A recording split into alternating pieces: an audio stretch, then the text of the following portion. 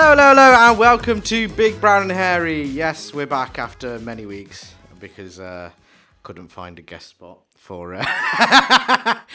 No sub wants to do it. No. Unfortunately, people got tied up that I wanted to have, but they'll be on future episodes at some point.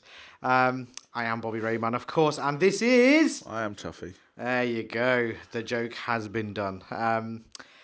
Yeah, Tuffy, live from, well, not live, coming back from Mauritius. I mean, yes. I'm not jealous at all. In my mind, I'm still there. In my mind, I'm still there in 32 degree heat. The heat in the UK hasn't been that bad, so it's been okay. Yeah, but it's not been 32 degrees, has it? No, it hasn't. Thanks for I mean, our listeners are predominantly from the UK, so please do rub it in. I'm sure they're really delighted by this. Use it as motivation to get there yourself. I don't know. But Mauritius is very much a couple's place, shall we say? Yes. Oh, do you want to move your mic down a little bit? It's covering your face. Sorry, I've just realised. Look at this. Amateur Shoddy Productions back. We're back. Is that better? Yes, that's much better. There we go. So it's very much a couple's place. So that does mean that you're going to have to couple up with somebody. I'm coupled up with myself. There we go. Get you married off. Anyway, let's start with a somber start for the episode. Not my love life. No, something serious. Obviously, since we've been, what's more somber than your love life? I mean, that's not a great lead into what we're going to talk to, is it? Really? No, just sad start. I used to play cricket when I was younger, and being from an Asian family and being surrounded by them like vermin. I didn't mean that. Cricket was a big thing in our household and family, and don't know why. It was Bangladesh, shocking, except the odd game where they're amazing. But watching English cricket, Australian cricket, and obviously we've lost a tremendous legend of the sport. And legend is used too much, but no, he really is. Was he leading wicket taker, or was it Mullaratharan in the end? I think he's leading wicket taker. Oh, he's up there, isn't he? The best spinner ever. Up there. Oh, yeah. Best leg spinner. He's probably one of the best bowlers, in my opinion. And complete box office. Absolute box office. And he was a bit of a rock star. Look at his hair. He's a bit fat, podgy before he met Elizabeth Hurley. But let's not talk about that. When he was a bit of a rock star, he didn't give a monkeys. Had Lambos. Had this drugs probably. I'm not gonna suggest it, but drinking anyway, at least. His tea, when the match broke for tea, his meal was cheeseburgers. I love it. He's a bit like John Daly, that sort of. But his talent was just incredible. The first professional ball at test level internationally, and he does that. And I can't remember. Is it Gooch that he did it to? No, Gatting. Sorry, I got the wrong G. Gatting, yeah. That ball where it looks like it's spinning. What is it? Off stump. Where it's going that way, and then it just drifts and then goes the other way. Yeah. I mean, about as perfect. I don't think there's anyone who's been introduced to direction. Was a 90-degree change, more or less, wasn't it? It was quite a significant when it pitched. Yeah, actually, 90. I was thinking 40, but no, it's not really. I mean, the way that it drifted and curled, it looks like it was going wide, and then absolutely bam. So then you're brought to bring your full, to go towards the off stump, and you bring your forward foot that way in the bat, and then he just misses the bat misses the pad and hits the top of the other stump, whatever it's called. Leg stump. Yeah. Is it leg? Yeah, leg stump. That is leg. Yeah, sorry. I mean, it's a peach. I mean, and then he just didn't do it once, did he? He just did it constantly. I think the significant thing about it at the time was leg spin was very much a dying art, wasn't it? Off spin was the one that everybody was doing, particularly in this Indian subcontinent. It was all off spin. See, leg spin and off spin is a very weird. I mean, half our listeners are probably switched off now. I mean, it's a very interesting thing. But with leg spin, what Shane Warne brought it back. He made it cool. He made spin bowling cool. Yeah. And the way he ripped it, like that spin, it's not using just that your traditional is using those two fingers, but then using these two fingers and then using wrist. Using all of those elements, not just the, his wrist must be ridiculous. It was, and then, when you first come into, when you're young coming into sport, there's still development, isn't there? But he came in hot, and then he just improved. And then what I liked about him is you could hit him for 6 all the time, but it'd get you eventually. And that's the fear that he had, and that's why he had so many wickets. And in later years, I liked his commentary. I thought he was all right, and he's about justice and all that sort of stuff. He's a good bloke. Yeah, I think his commentary I thought was exceptional at times, and it belied a very deep understanding of the game. Huge knowledge of the game, which never really came across when he was playing. So when he was playing, maybe he was playing up to that persona of being the rock star, being the sort of the irreverent character, whereas in actual fact, he's a multifaceted character. His knowledge of the game and deep understanding of the game was really unrivaled. If you listen to his commentary, which is a bit of a shame. But like when he played, I think his maverick status sort of preceded him when he was captain. A bit like Freddie Flintoff. Yeah, those characters just don't work. You need a boring person who is who makes decisions. They're the best captains, aren't they, for cricket? Yeah. The Mavericks, they're great when they've got no shackles on them and they can just play their game. Yeah. And when he's like that, I mean, look at those Ashes tours when he just ripped into him and what's his name, the big lanky, Glenn McGrath. Glenn McGrath. What a combo! I mean, what they were the heyday. I mean, even their last Ashes tour of the UK, they still terrorised. Yeah, 2005. And I mean, 2005 was great. Because I think it brought English cricket. We got battered by them for how many years? That dominance from those guys every 2 or 3 years, getting battered. And then England obviously having finally that release with those wonderful players from that. Simon Jones, the unheralded wonderful bowler that not talked about like the others. If you remember, he was the king of swing that tournament. Yeah, the reverse series. Reverse swing. Matthew Hoggard. Yeah. I mean, Freddie Flintoff was amazing. I mean, that bowling attack. Even Harmison is a big. Stephen Harmison. Yeah. And then we had what's his name? The spinner. What's his name? Giles. Ashley Giles. Yeah. Mr. He's boring, isn't he? But no, what a tournament. I mean, even in defeat, he was classy. Like, like cricket, they sledge each other, but they always have a drink afterwards. Yeah. It's that sort of vibe, and I think he embodied classic Aussie nature with that bit of banter, laugh, have a bit of competition. Yeah, you can make it probably go a bit too far with the sledging, but it's all part of the character. And then they'd have a drink afterwards. And you could tell when like Kevin Peterson would go over for like the IPL or whatever tournaments, and they'd be friends afterwards. It doesn't matter. And that just showed, like, he was a big character. Yeah. He was a face. I think a lot of non-fans knew who he was. Yeah, I think I think in reality he played up to that character. He knew that was, he knew that was what drew people in.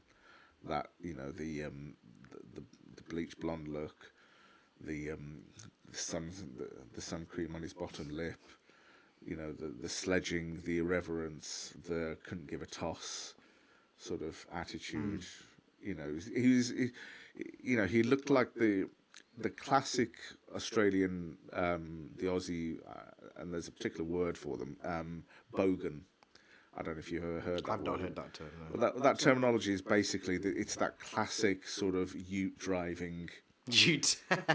Yes. Driving. If you don't know what a ute is, by the way, it's the vehicle, not youths. As the UK. Yeah, what are you doing, ute? No, a ute is a pickup truck, isn't it? Essentially. Yeah. So it's that classic sort of Australian ute driving, dingo chasing. VB Victoria Bitter. VB not Victoria drinking. Beckham. VB swilling Aussie. Yes. The classic.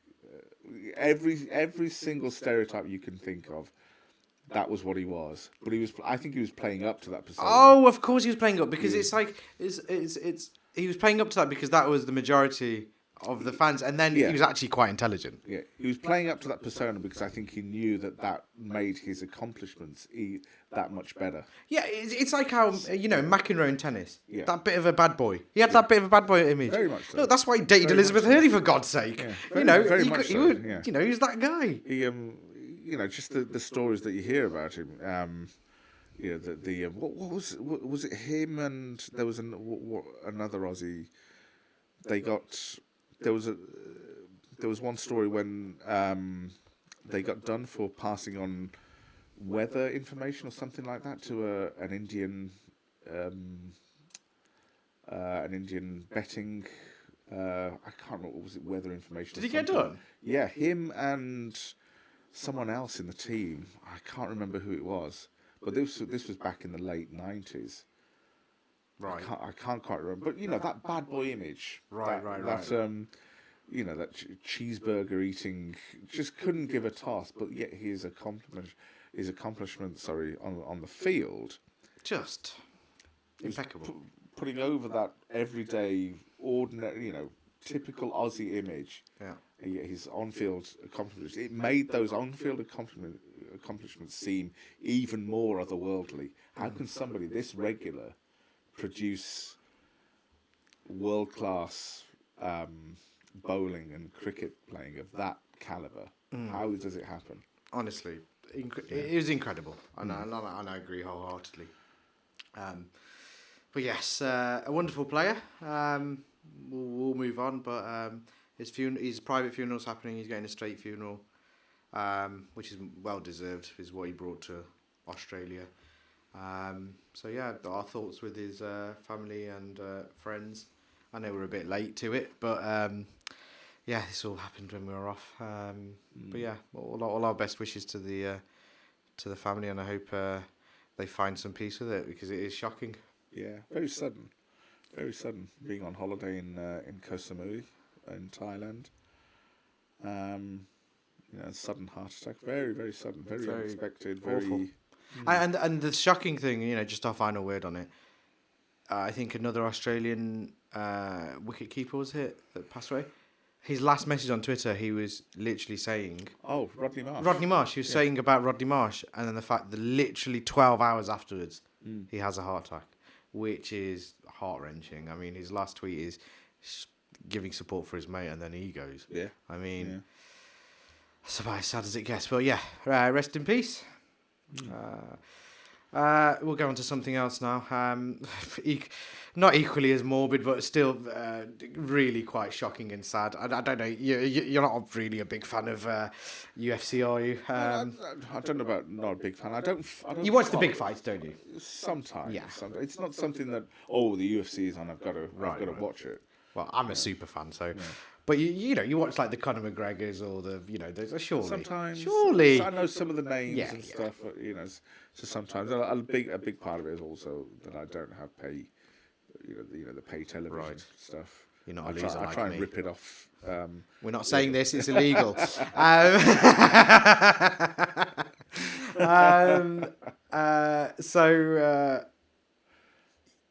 Yes. Cain Valesquez. So he is former UFC Heavyweight champion. Arguably, he's up there with the GOAT conversation. I thought he was great. He's the guy, I don't know if with the brown pride tattoo on his chest, which he got ridiculed for back in the day. But I laughed because I was like, "Yeah, brown people." I mean, he's Mexican, but it'll do. But this story is just sad. So what happened? It's I'll get it up on the old Google Chrome. On the old Google Chrome. Look at us being technologically advanced. There we go. Look at that. Whoa. So unfortunately, his daughter, who's 4 years old, was in a daycare place. And basically, she's 4 years old, and this guy that had been worked there molested her over 100 times, and other kids. over Guy 100. who worked there. Oh yeah, and he was apparently I don't take this for Bible, but apparently he was the owner's relative or something. I don't understand how, but he got the job there.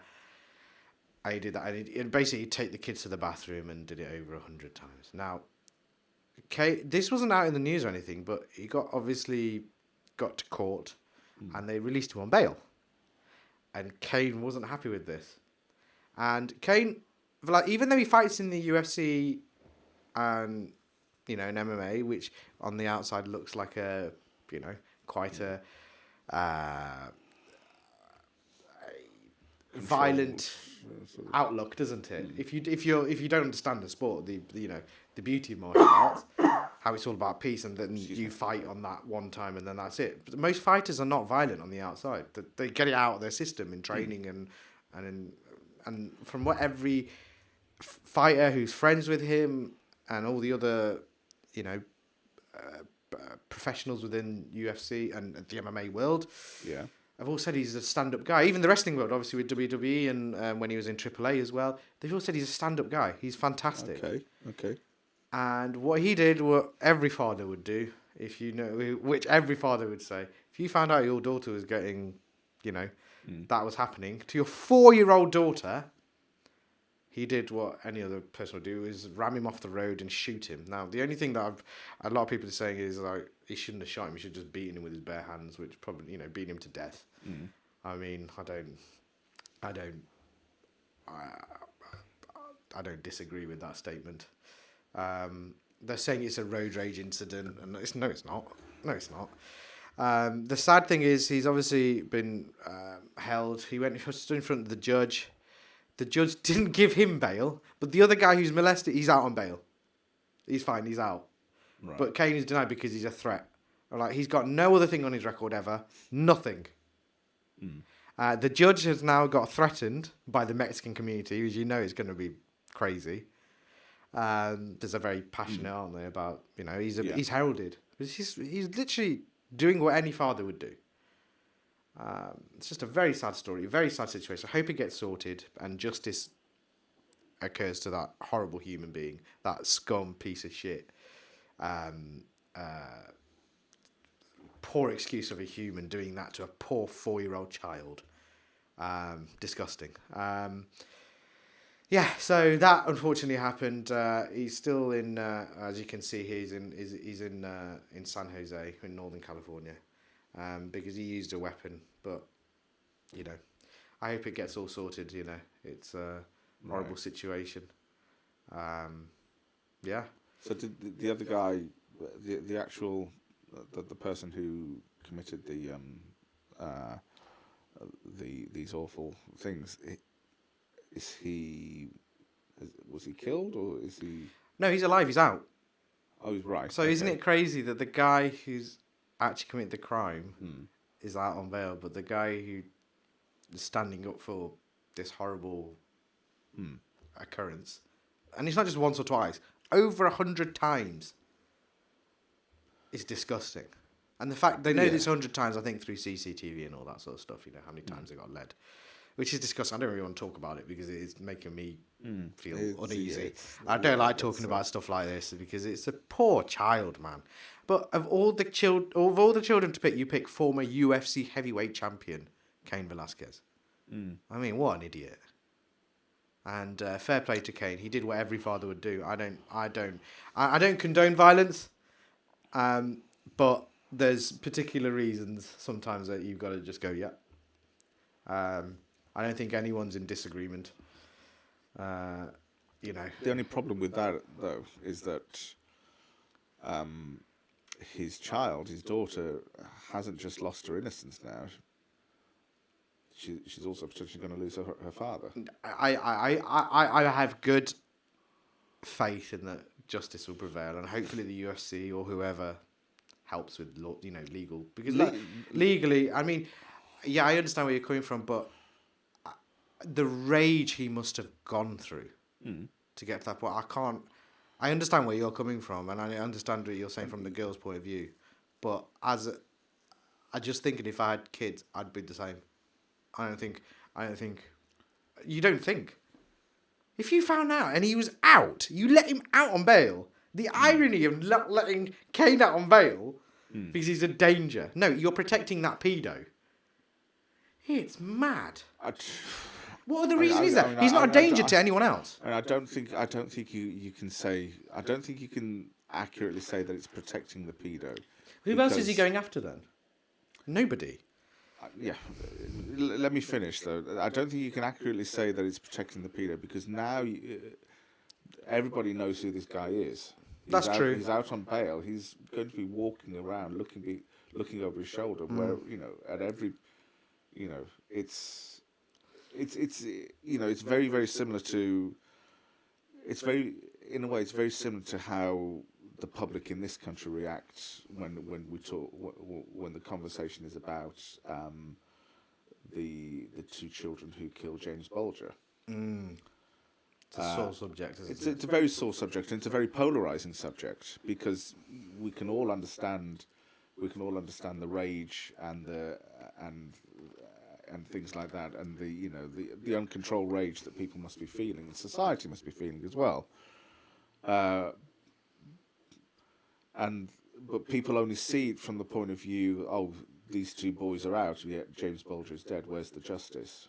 What they don't see is that these two boys, yes, they might be out, but they're going to be going through the rest of their lives constantly looking over their shoulder. You can change their name all you want. They'll get through. Somebody at some point will find out who they are. They're constantly looking over their shoulder, hoping that somebody doesn't find out, because if anybody does, that's it. Now imagine going through life like that. Now I'm not saying I'm being sympathetic. I'm saying put yourself into that person's shoes and think what it must be like, that feeling of being on edge for the rest of your life, hoping against hope that nobody finds out who you really are. And he's obviously lost that. No, I understand where you're coming from. I mean, I'm talking about it because, as you know, I'm a law. No, I understand. I'm a law graduate, so I'm talking about it from that point of view. I certainly. I like that way of thinking because there's a punishment there as well. But I feel for as you said, I feel for the little girl, but I feel for her potentially. If he gets jailed and that sort of thing. But I feel like justice will prevail. In these situations, especially when it's high profile, if they don't, there's going to be even more of an uproar. I mean, I'd be interested to see how this goes, because when it comes to, there's several sides of the coin here. That when it comes to justice and the law, society is always crying out, well, just because somebody's high profile, it shouldn't mean that the law shouldn't apply to them equally. Even in the past, like when some people have done, I know a couple of cases I can vaguely remember, where, and it's not the same situation where, a farmer had a house and someone broke in and he shot them with a shotgun. I know who you're talking But you know about. what? He's Tony Abbott. Yes, I'm just using this as an instance of self-defense. Yeah, that's essentially it. But it's not the same. But you know what I mean? It's sort of taking the law into your own hands type of vibe. Yeah, That issue, that was the late 90s. That again, from a legal point of view, that was the legal term. What that was centered on was occupier's liability. Right. So it basically means that if somebody comes into your property, you have a legal obligation to ensure their... Right. But I'm just using that, that psych, not is the situation of the way that it's the balance of taking the law into your own hand. That's what I'm trying to say. And I sympathise tremendously. In taking away the law side of it, I sympathise tremendously with Cain and his family. And Likewise. Absolutely. And I hope justice prevails and, the right person goes in the jail and Cain's got to deal with whatever he's got to deal, even if it's financially, so be it. I mean, he doesn't care anymore, and I don't blame him. So I'm online. I think there's a hashtag free Cain thing. I'm all for it. Hopefully this gets sorted. But my concern is California is just a weird state when it comes to legal things, and It's just weird, isn't it? If it was Texas, he'd be out. He'd be out by now. No. If it was Texas, Smith and Wesson would have given him a 6-shooter on a plaque by now. Honestly, I'm not into that. But when it's kids and that, it makes me shiver. Hate it. But yes, we've not really started this episode on a great note, have we? Two horrible stories. I completely from a human point of view. Yeah. I completely understand. What has happened. I really do. But then from a law point of view, from a society point of view, if we all just took the law into our own hands, what does that mean for society? But I understand where you're coming from. But then what crimes equate to? I see what you're saying. But it's kids, man. It's not like a murder is. There's a finality about it, and that sounds horrible.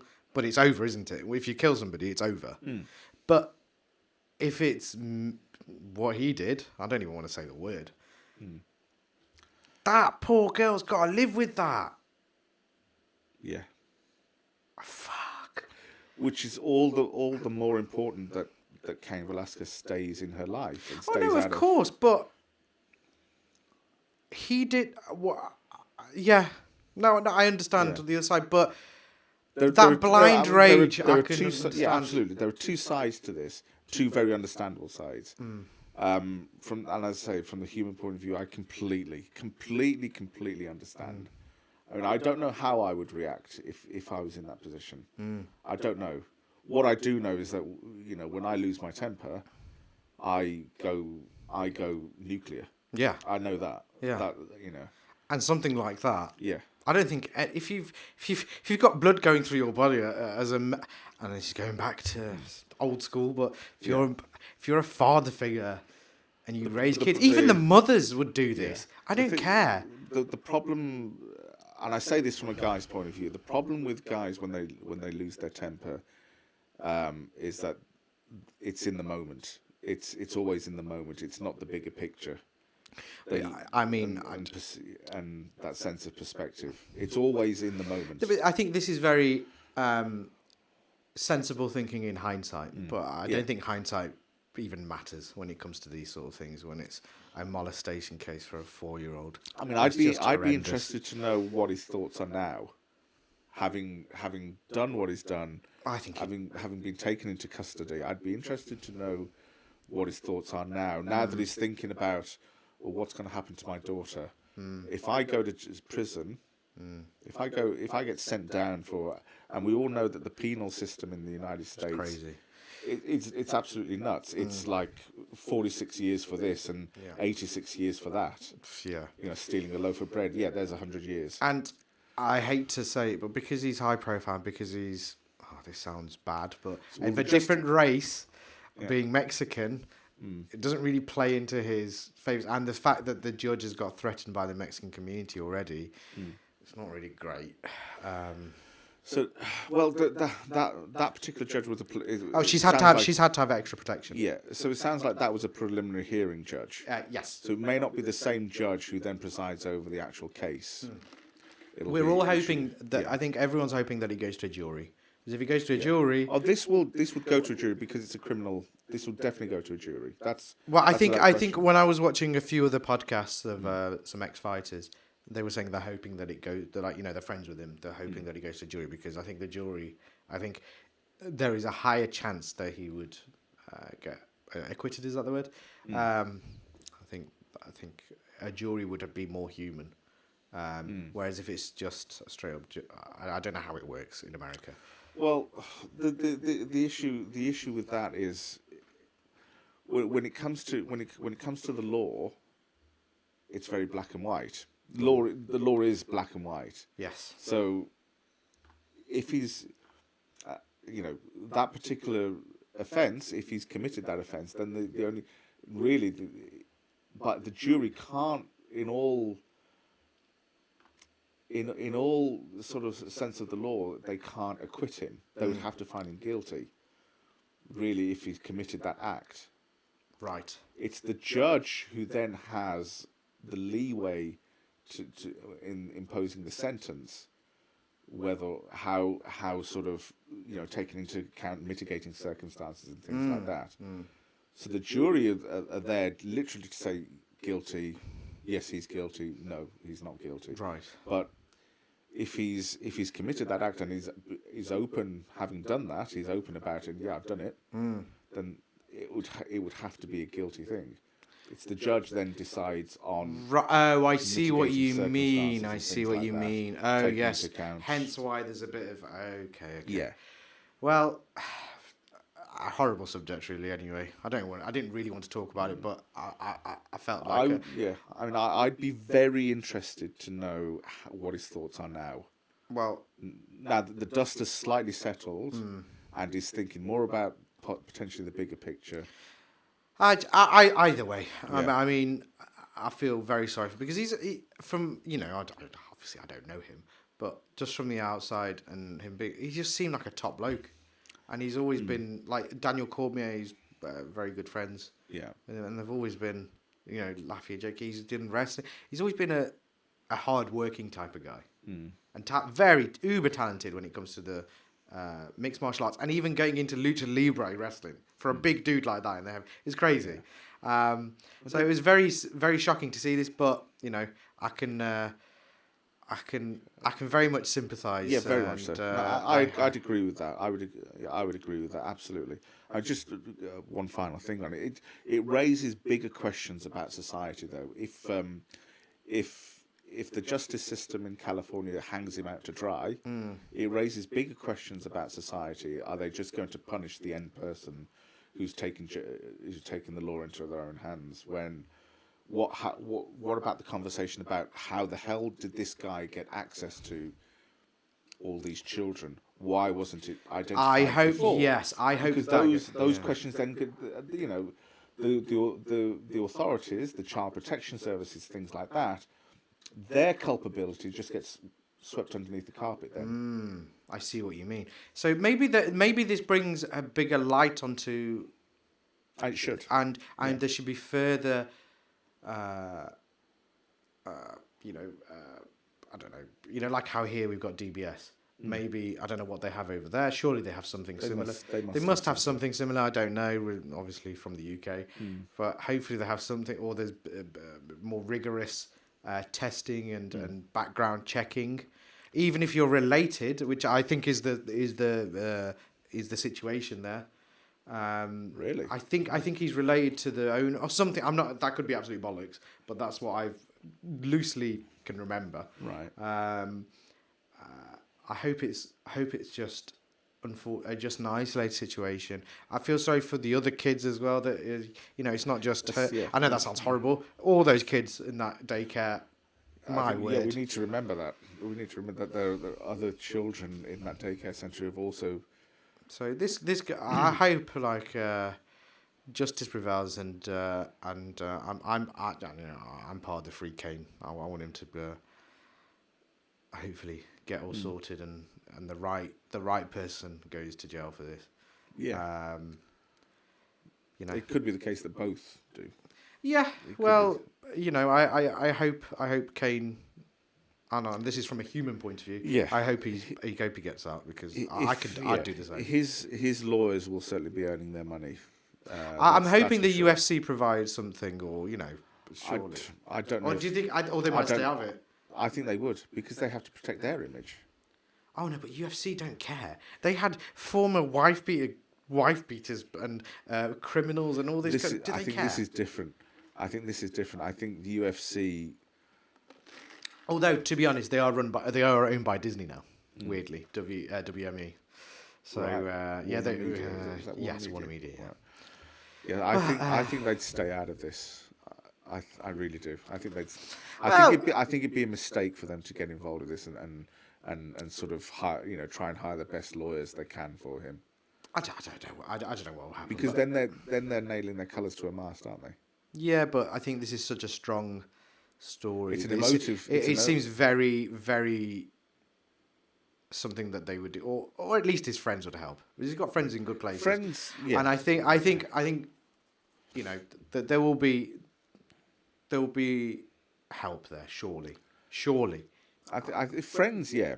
Absolutely. I think for the UFC to get involved, though, I think maybe Dana White personally will have his personal lawyers. So yeah. I'm just saying. The reason I say this is because the UFC are going to be sort of somehow, through like Olympic associations and things like that, they have all those connections, and I think they need, and I think their lawyers will be saying no, we can't get involved with this because possibly we can't nail our colours to that mast when we're sort of, in ways we're connected to Olympic associations for drug testing and things like that. And there's a bigger picture that I think that they have to think about. Well, it's going to be interesting anyway. Well, interesting is an interesting word.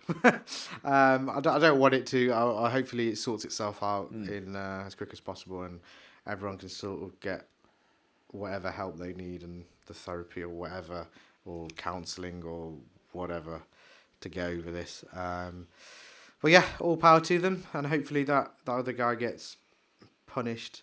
And I can't believe he's out on bail. Unbelievable.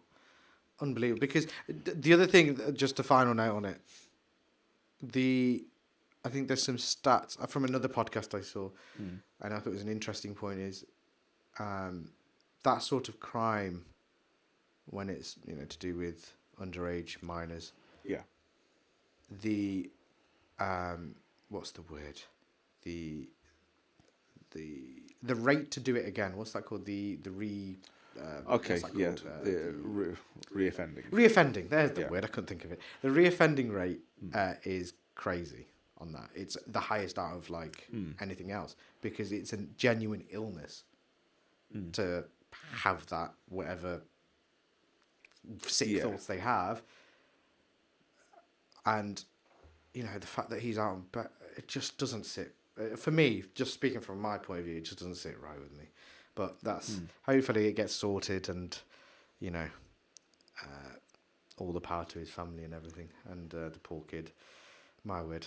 But should we try and talk about something a bit better than that, shall we? Should we? As we've talked about, former UFC. Well, he's a UFC legend. We'll talk about UFC London that happened this week. I'll talk about it quickly. Yeah, you go for it. Yeah. I know very little about it.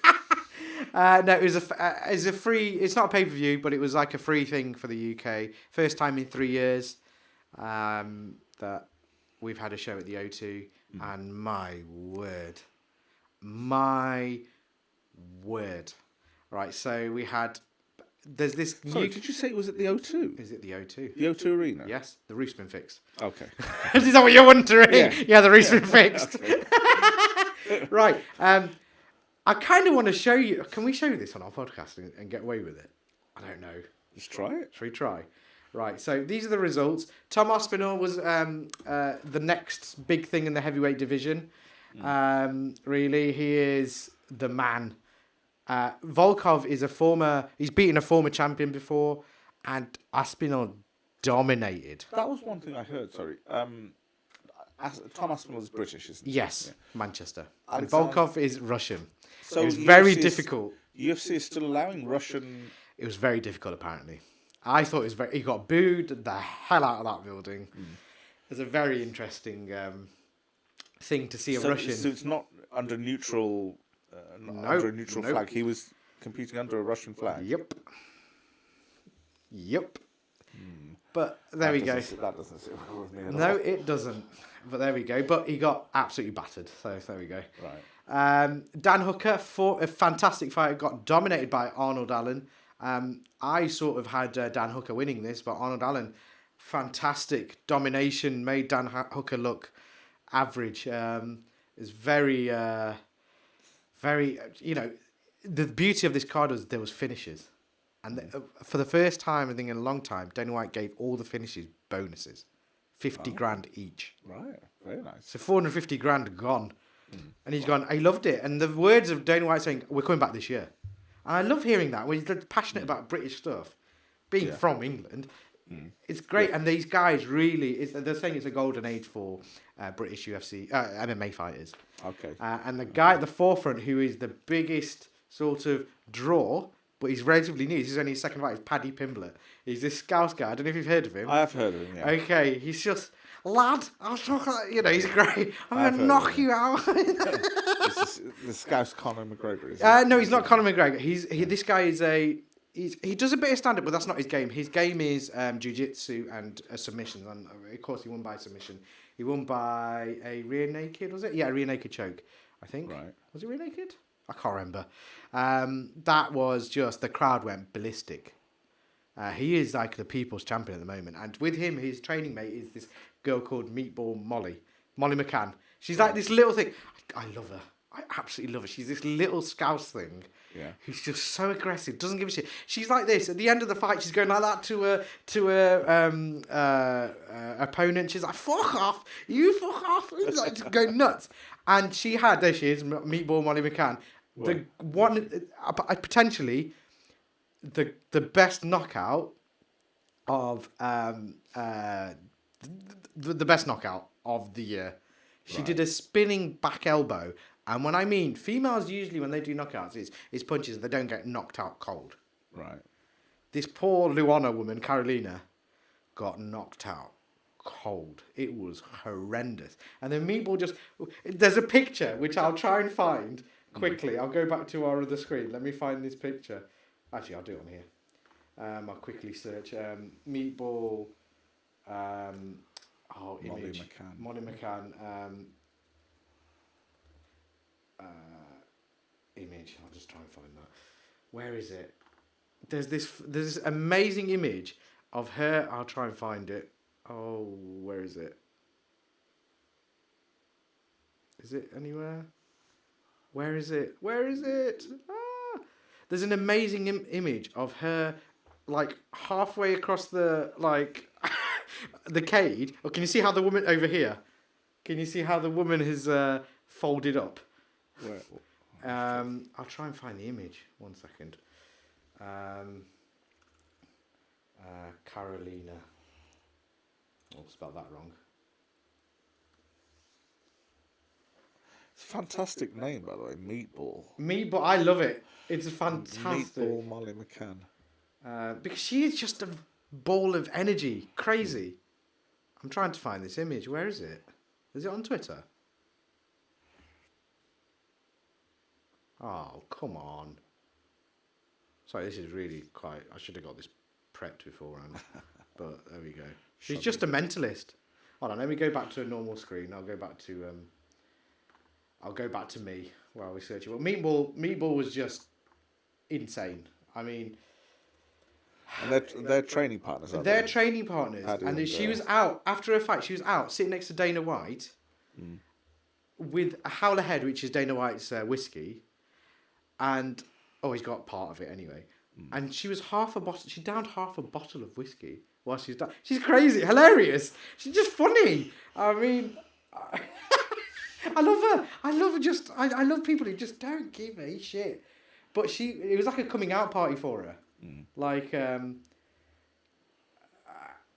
fighters have that one defining moment. Do you want to see the knockout? It's quite crazy. Hold on, let me go back onto... let me go back here. Sorry, amateur hour. So can you see that? Did you see that? Did you see the spinning elbow? I did, yes. Whoa. It was very... Wow. Yeah, it'll be a bit juddery on here, sorry. No. I'm thinking it was very well disguised. Yeah, brutal. I'm trying to find the image on Twitter. Bear with me. There's this amazing... Oh, look at that. It's just horrendous. They're together. You can see she got back in the cage. Mental. But there's an amazing image that I'm trying to find. If I can bloody find it. Come on. Oh, Wayne Rooney joined in as well afterwards. I heard about that. Yeah. He went in and had a chat to Paddy. Oh, there it is. Can you see that? What an image! What her knocked out. That's her in the corner. Oh. Can you see? What is she? Is she just? She scaled the and then she ran over to Dana White. But can you see how mental that image is? I think that's one of the best photos I've ever seen. I mean, whoever that photographer is, bravo. I mean, very well timed, that photo. Very well timed. I mean, he's obviously got it on multiple shots or whatever. But the guy looking at the camera, the referee. And that's one of the best photos I've ever seen. So I had to show that. But yeah, fantastic, fantastic fight card. I mean, I was very much entertained. I know a lot of the US, a lot were very entertained. Like usually, it was just nice to see a UK event. Yeah. Again. Yeah. We're getting back to it slowly. So yeah, it was just nice. So yeah, nice to be back in London. I won't go through it a bit more, but most of the Brits won, except the guy from Wolverhampton who got knocked out badly. Wolverhampton. Yeah, just down the road. I know, down the road. I was like the one guy that was near us. Yeah, shame, but yeah, there we go. Just down the 449. Just down the 449. If you know, you know, which will be nobody. Yeah. So yeah. It's been quite a sports-heavy episode, so we'll carry on. We'll go on to something else. Something else that happened whilst you were away in Mauritius and made me chuckle, and it's a very...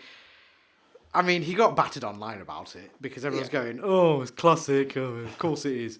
Of course he's making it about him, which it makes me laugh.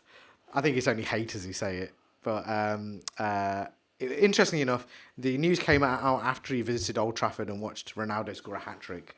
Right. Tom Brady coming back. Yeah. And joining, whatchamacallit again? What's it? Tampa Bay.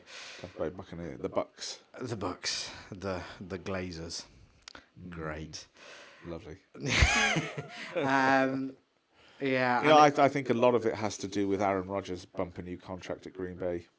I think. Do you really think it's ego-based? I think a bit of it has to do with that. I mean, I think when he initially announced his retirement, there was a feeling in myself. I was thinking, you know, I wouldn't be surprised if he did a massive U-turn, and so, you know, like, sorry guys, it was all a joke. No, I think the thing that made me think also like that is when people were going, oh, is he retired or hasn't he retired? It wasn't like a proper retirement. It got announced, and then he's like, wait, guys, I haven't announced it yet. And that's what made me think, But then he did announce it. But I felt like he got forced, forced, but his team. Yeah. And I also think that the other thing that was a bit of a giveaway in terms of it not being a proper retirement, or there were clues that he might come back, was that afterwards, after he did officially announce it, there weren't all of these, you know, him going, you know, all of these sort of, like doing like a tour of chat shows and things like that, you know, and everybody, you know, sort of hailing him and the greatest ever, you know, there wasn't any of that. There was no fanfare or that like sort of retirement party thing. I agree. Yeah. I think he'd still be working it. I think it's a publicity stunt. Because what a way to get the viewers onto the NFL. True. And I don't mean to sound like a conspiracy theorist here, but it's got me involved. I'm talking about it now, aren't I? Yeah. I also think that there's a little bit of, you know, Aaron Rodgers bump a new contract at Green Bay Packers, and I think, you know, is there a part of Tom saying, you know, why is the conversation about Aaron Rodgers? Who cares about his contract? How many Super Bowls has he won? I think Tom Brady is eager. Well, that's why he's so good. Well, yeah. Exactly. But he comes across, his PR comes across as a good guy and like this and that. But you know, that mentality you have to have. Look at Michael Jordan, Tiger Woods. They all have to have that dominance. You have to have a bit of self-belief crossing into arrogance. Yeah. And that's fine. But just be yourself. I think people have a problem with the fake PR Tom Brady. Just be you. But I think instantaneously it draws numbers. It's easy. Yeah. It's a nice classic. It's boxing tactics, isn't it? Oh, we're not going to fight. Why are you not going to fight? Let's talk about it. Okay, we've announced the fight. Yeah. It's just classic. How old is he now? 46, something like that. So when is he going to retire? I personally think he's going to sign another. He signed another year, and I think he'll go another year after that. And I think that'll be it. I think until he gets another Super Bowl. He should have finished the year before. I think to myself, well, mate, you're 46. But he looks good still, though, doesn't he? Even last year he was good. Yeah. But surely there comes a time when you're thinking, enough's enough. I think stem cell therapy is really good. Yeah. And I think also, I think to myself, if not now, then when? You're 46 years of age. You've won everything that there is to win. Several times over.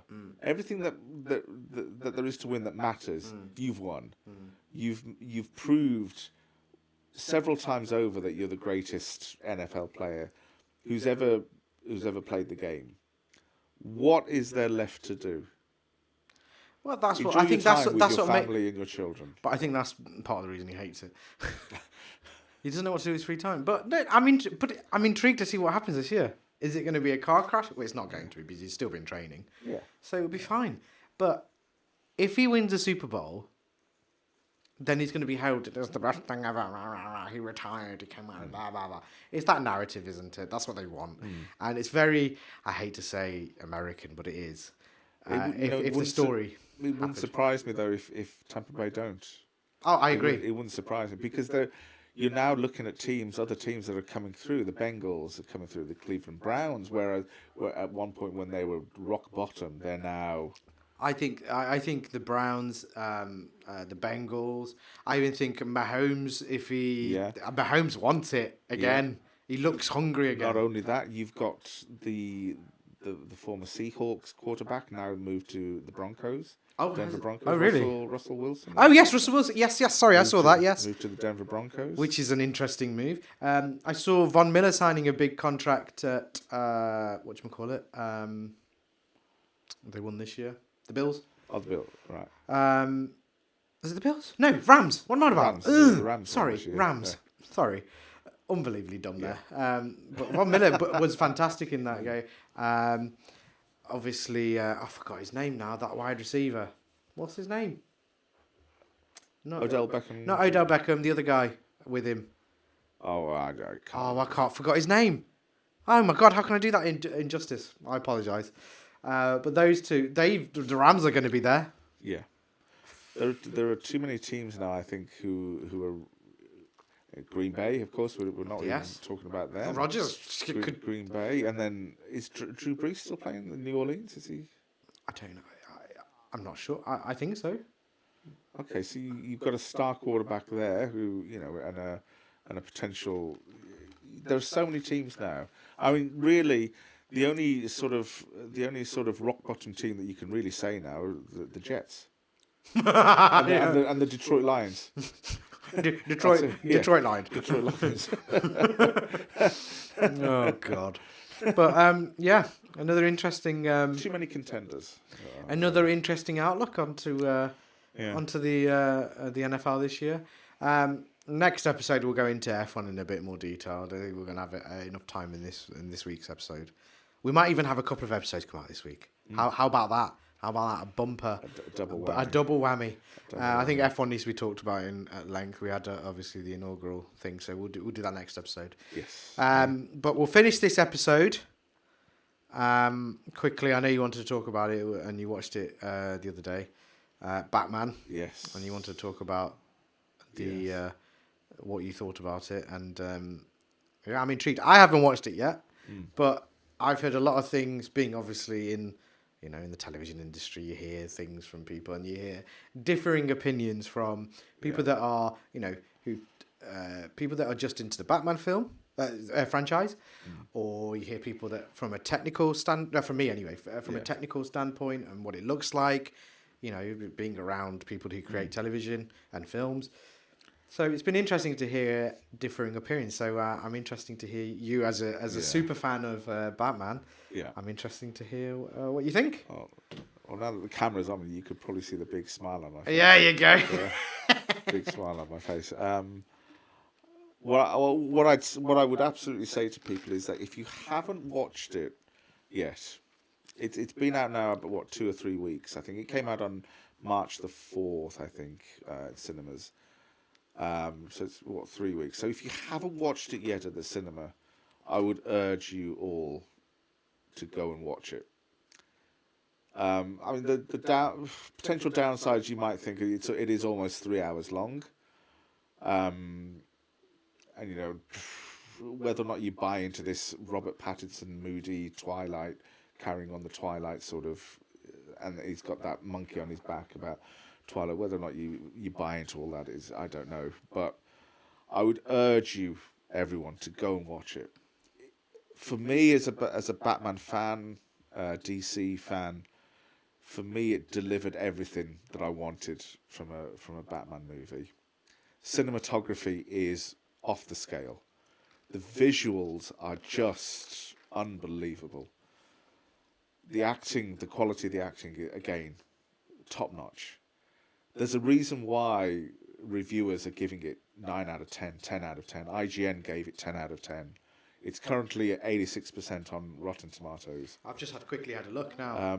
We'll go through Rotten Tomatoes because we'll do that at the end. We'll let you talk, and then I want to read some of the Rotten Tomatoes and just see the plethora of idiocy. There always is. Yeah, I love it. But yeah, sorry, carry on. Yeah, if you want to, I mean, this isn't much of a spoiler. The Batman that Robert Pattinson plays is a Batman who's literally been in the job for around 2 years. So he's very raw, he's very uncontrolled, and the rage that you want to see in Batman, that uncontrolled, uninhibited, completely raw rage that is like a fire that erupts inside him. That's what you're getting in this Batman. So, like, for me, I'm not a super fan of Batman. I enjoy the franchise, and I think I've discussed previously. Dark Knight is one of my favourites, and I like the dark and dingy thing. But what I do like about the Batman series, and what I like about the franchises recently that are pretty decent. What I like is when they go back to old filming, not traditions, but there's a certain way to create films where you go back to the basics, which is Batman's essential character is he gets into that character to defend Gotham, doesn't he? Yeah. Or whatever. Yeah. And he does it because there's unbelievable crime, and he's a detective, isn't he? Essentially, but as an Uber detective, and he sorts it out, and that's the end of the story. And that Uber aggression, that's essentially what the story. So it's good that you said that he's brought that in, and a bit more. Is it a bit more darker than the film? If you stack it up against Nolan Batman's, right, it is. It looks like the film has just been dragged through mud. Oh, it's excellent. Dark. It's grimy. The visuals of Gotham City. It is exactly how you want it. So the previous film had a lot of Chicago in it, and you could tell it was Chicago and not Gotham City. Now I've heard that they've stitched different areas of the world into it, and now it looks like a city of its own. Is that what you grasped? Yeah, but because that was off-putting for me, seeing something that was recognisable before. So they fixed that sort of thing. They have to a great extent. They have. I'm being uber nerdy there, but that was just... I mean, there are shots of Gotham City that you wouldn't recognise in any other city. Oh, that's great. Like it almost looks like Times Square, but then the road comes around and then up, and it looks dirty. It looks crime-ridden. It looks like anarchy personified. Right. Nice. Well, I'm glad to hear that you enjoyed it so much. I loved it. Great. I absolutely loved it. I'm going to either watch it today or tomorrow. I'm going to give myself a chance. I just haven't had time. But I definitely... So I'm going to... Obviously, I'm going to go in with a clear mind. The only thing that concerns me slightly is that I know, or I've read, that there's going to be 2 within that franchise, within that series. There's going to be with this run, there's going to be 2 further films. And it always concerns me, particularly with Batman, how are the sequels going to be? The intrigue is going to be if they keep the same team or near enough the same team, as in, so it might not necessarily be the cameraman. I mean like the director, the producers, and if they add something else to it, or somebody else or whatever, just to have a little bit of you need to make each film. You don't want to be exactly the same as the previous one, but you want to have that DNA going through, and that's what makes a good sequel for me. The one that concerns me is if there's two more, is the third one that comes in, because that's usually the hardest. But the next one I think they can do, because they can build off this. Yeah, they absolutely have to keep the director, Matt Reeves. They absolutely have to keep it, Well, because but for him, it's his story, it's his script, it's his vision. So they absolutely have to keep him. Well, I think for him, this is almost like a bit of a coming out party, and I don't mean that in disparaging his previous work, but his previous work has been, I think we discussed it before, which is like Planet of the Apes, those franchises. Yeah, I mean, but he's been been well received. Well received, but they're not like they're not Batman. Seminal sort of. Do you see what I mean? Yeah, they're not seminal sort of pieces. They're not things. They're not.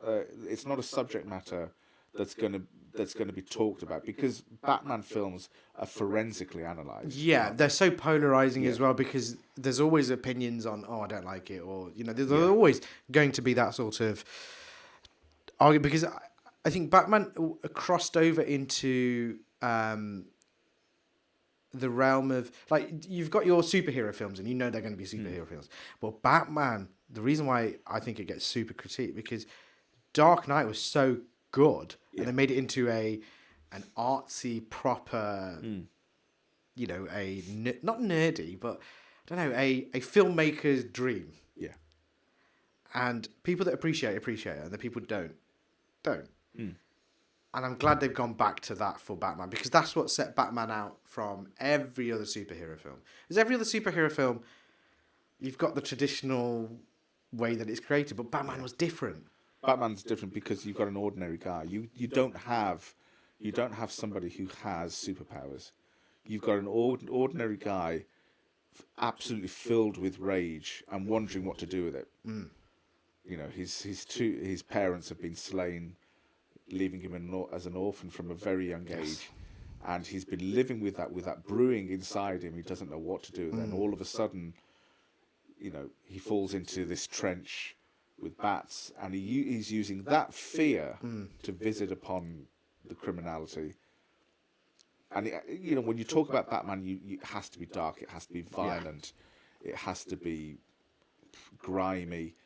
You need to see that criminal underbelly, and it's sort of going back to old school filming as well, that grimy look, because that's the tools they had back then, and I, from what I've heard from other people, I like how they've had callbacks to the books and all the old comic books, and they've gone back to even scene by scene. I've heard that they've not copied, but it's sort of a homage to those. It's I like things like that for the fans. Yeah, it is, for a purist. It's a masterpiece for a purist. Well, and just a couple more things I'd just add. When you think back to the Dark Knight trilogy, and the Batmobile, the Tumbler, the car chases, and they were of awesome quality in the Dark Knight trilogy. Yeah. Forget about them. There's a car chase in this particular film that knocks every single other one out of the park. Wow. If there's one thing if there's a word that I could choose to describe this film and Batman himself, relentless. Nice. It's just, I love it. That's what he's supposed to be. Yeah. It's this rage that's fueling him, and it's relentless. Fantastic. But I'll give my quick opinion on it if I get to watch it tonight. Before the next episode, I'll give a quick before the next episode. I'll give my quick review if anyone gives a shit. See if I agree with you. Imagine if I hate it. I think you say it on purpose. I might do just to piss him off. Just to drag out another episode of this. I mean, do you know what? Just to get a bit of attention. Yeah, sure. Just a final thing then. We'll just I'll go into Rotten Tomatoes just to see the funny reviews. So at the moment they've gone 85%. Audience has gone 88%. Let's see what people have said. This always brings a warm feeling into my heart. So I can't wait for this. Amateur review. Right. Oh, okay. Have you got a Rotten Tomato here? Okay, ready? What this film does achieve, however, is telling a solid new Batman story. One with some pretty compelling twists and a strong point of view on who exactly what the Crusader is. By default, that makes it one of the better Batman movies ever made. It's similar sort of thing. So, a lot of plaudits. And then, here we go. Here's a rotten one. What's this twat? The movies so Richard Brody, so Dick Brody, the movie's inability to imagine its superheroes and supervillains with any meaningful psychological identity is of a piece with the failure to imagine ordinary people with a degree of... What the fuck is that sentence? Get fucked. Richard. I mean, sorry, what does that mean? That's just using... Do you know what that is? This is the bane of my life. People using big words to make themselves sound clever. Yes. That's what that is. Fuck you. Yes. New Yorker, fuck you. Go choke on some pastrami. No, that's me. Okay. Okay, here we go. Andrea Chase, killer movie reviews. Yeah. Dick. What's he got to say for himself? I don't know why I'm being so defensive about Batman. I haven't even watched it yet. So I mean, I just like I hate watch people. It, yeah, and then you'll see. Anyway, then you'll. It verges on camp without committing to it, and it essays the operatic without being able to provide the emotional impetus required. I'm sorry. Who are these disabled people? What is going on? I've got to take that to task. I have to. No, sorry. There's nothing camp about that film. There's nothing camp about that film. And when you talk, what's he said about it essays the operatic without being able to provide the emotional impetus. This is nonsense. Emotional impetus. Okay, emotional impetus. This particular film and where it. So this is a critic. This is a critic. So where I'm gonna take this guy to task. The emotional impetus. So when we have to remember that where Batman is in the stage of his life. This is 2 years into him actually taking on that role, right? Deciding to become Batman. So it's very raw. He's very raw. He doesn't know what to do with all the rage that's inside him. He doesn't know how to channel it, and there's an inner sort of turmoil that you can see that he's struggling with. Yeah. There's plenty of emotional impetus if you know what you're looking for. No, even Commode here. Commode has given a great review. I was pleasantly surprised. Surprised. It's not the Nolan movies, but for heaven's sake, better than Affleck. I think Patterson does a good job with it. That's all that needs to be said. Yeah, and he does. He does a very good job with it. Audience reviews. Look at these, 5 stars. Yeah, audience reviews seem very. Yes, that's a good comment. Matt Reeves is a director who's found a way to inject soul into a blockbuster movie. I think that's the sort of thing that we're here. That's what. Everyone's been crying out for a bit of soul. I think you also have to remember that a lot of people, professional reviewers and the general public alike, there's probably going to be a part of them inside them that is going to be reluctant to stack it up favourably against the Nolan movies, because the Nolan movies were just seminal. They were brilliant, off the scale good. Now this needs to be different. Yeah. Now, if you're going to stack it up against the Nolan movies, it's got to be uber good, because you're always going to be reluctant to say, is it better than a Nolan movie? Right. And in my opinion, it's not as good as Dark Knight, but it is better than Batman Begins, and it is better than The Dark Knight Rises. It's definitely better than Batman Begins, because I personally don't think Batman Begins was as dark as it could have been. I personally think. Yes. I agree with that. I personally think it could have been darker. This is a first Batman in a new sort of iteration. It is for me. It delivers everything. And I know you're a hard critic on things. Yeah. So I'm intrigued to hear. Oh, I'm not here to see it. So you have to. You have to. I will. Today or tomorrow we'll get some. I'll make a trip to the good old cinema and go and have a watch. You're gonna find yourself thinking this would finish off any other Batman, and all of a sudden he's there again, still pounding away, still That's a mad sentence. But you think to yourself like the car chase. You think to yourself that should have finished him off, and then all of a sudden, he's still there. He's still, it's just, I think about it. I just. Well, I think Tuffy is very happy. Yeah, I loved it. Loved it. Well, I think that's enough for this episode. We've done 70 minutes. I think that's enough for today. We've got another episode of Bumper thing coming out probably this week, but as we missed a couple of weeks, so we'll have another one this week and get another one out. But yes, thank you ever so much for listening. Yes. Remember to follow our socials at Big Brown Hairy on everything. Twitch streams will start at some point again when I have time. We're going to start maybe with. I was supposed to do F1, but we didn't get around to it. But we'll start maybe from the next weekend when it's out. We might do some live streams on the F1. Next race is in Saudi Arabia. I mean, that's not controversial. There's a talking point already. Yeah, there we go. At Bobby @BOBBY_Rayman for my Twitter. At Cheese Addict 77. There you go. Let us know what you think about Batman, all the subject matter that we've said. And thank you for listening / watching. Yeah. And we'll be back soon. Thank you very much. Thanks very much. Bye-bye.